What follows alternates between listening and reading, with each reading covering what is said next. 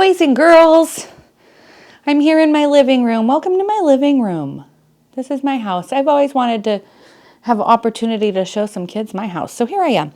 I wanted to do a read aloud with you today about my favorite color, purple, and a book that I got off of our Read with a Buddy shelf called Harold and the Purple Crayon. So I have my crayon with me as I read. So just enjoy the story. Harold and the Purple Crayon by Crockett Johnson. This is an old book, by the way. I know sometimes we've talked about the copyright. This one was copywritten in 1955. 1955. This particular one, this edition was made in 2003.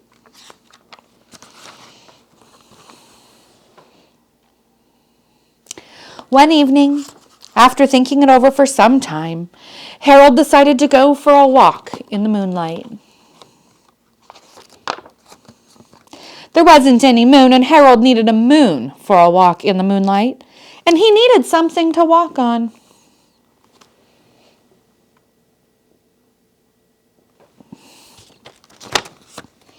He made a long, straight path so he wouldn't get lost, and he set off on his walk, taking his big purple crayon with him.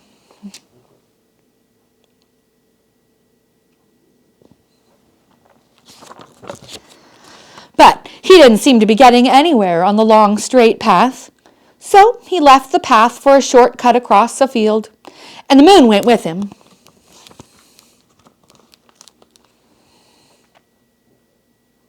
I hope you can see this well. This is my first time. The shortcut led right to where Harold thought a forest ought to be. He didn't want to get lost in the woods, so he made a very small forest with just one tree in it. I wouldn't want to get lost in the woods either.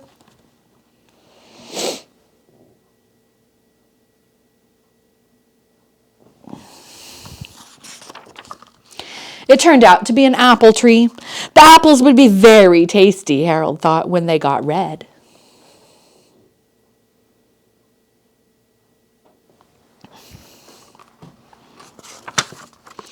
So he put a frightening dragon under the tree to guard the apples. It was a terribly frightening dragon.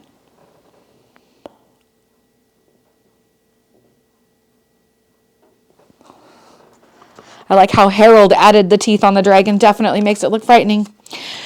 It even frightened Harold. He backed away. His hand holding the purple crayon shook. Notice what the illustrator did with the purple crayon when the author said that Harold's hand shook.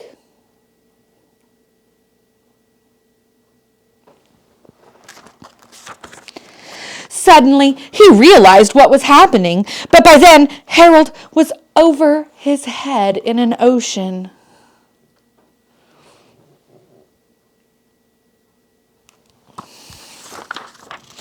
He came up thinking fast, and in no time, he was climbing aboard a trim little boat.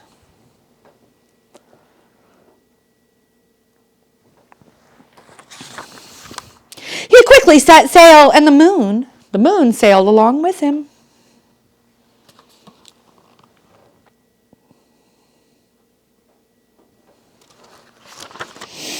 After he had sailed long enough, Harold made land without much trouble.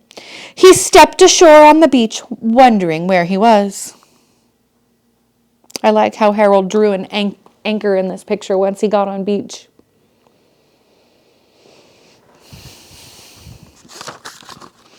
The sandy beach reminded Harold of picnics, and the thought of picnics made him hungry, so he laid out a nice, simple picnic lunch.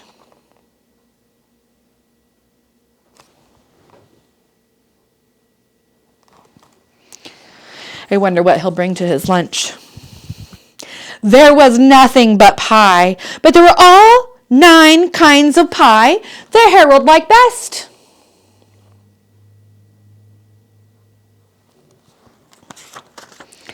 When Harold finished his picnic, there was quite a lot left. He hated to see so much delicious pie go to waste. I see a hint in the illustrator's drawing on this one.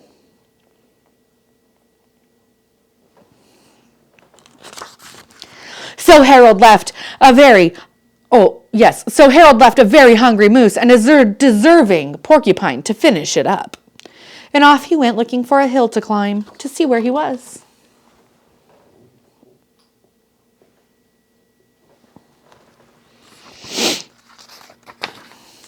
Harold knew that the higher up he went, the farther he could see. So he decided to make the hill into a mountain. If he went high enough, he thought, he could see the window of his bedroom.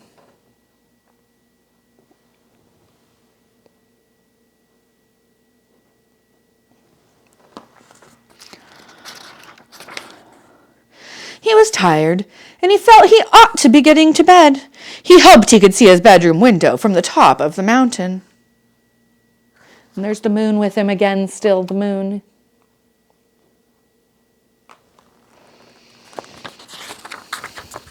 Whoops. But as he looked down over the other side, he slipped, and there wasn't anything on the other side of the mountain. He was falling in thin air.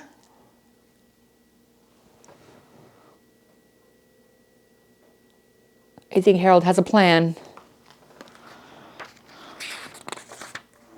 But luckily, he kept his wits and his purple crayon. He made a balloon and grabbed onto it. This part looks like fun.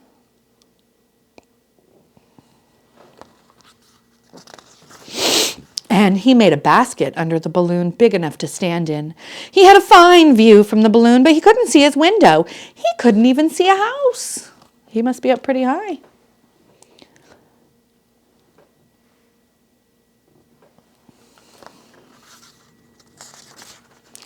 So he made a house with windows, and he landed the balloon on the grass in the front yard. He just keeps figuring out a way out of his predicaments.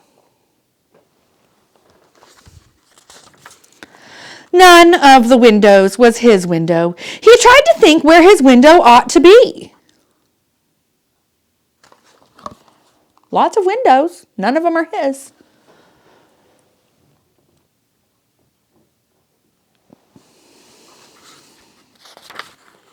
He made some more windows. He made a big building full of windows.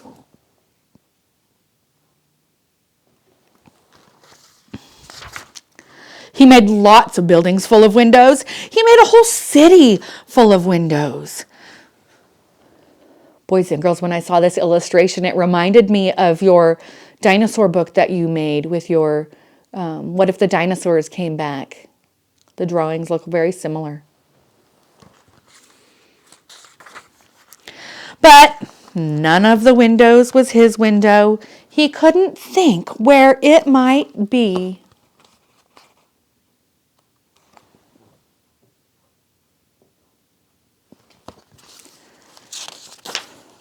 He decided to ask a policeman. The policeman pointed the way Harold was going anyway, but Harold thanked him. Gotta love Harold's policeman.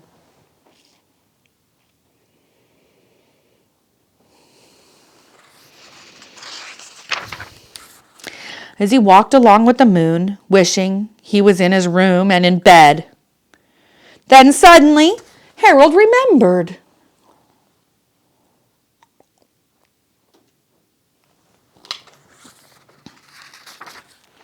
He remembered where his bedroom window was when there was a moon. It was always right around the moon. Right around the moon. That makes sense. And then Harold made his bed. He got in it and he drew up the covers.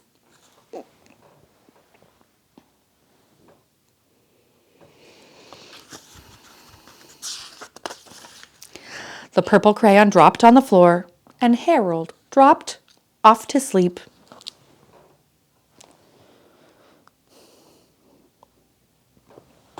Boys and girls, that was Harold and the Purpled Crayon by Crockett Johnson. Sorry about that.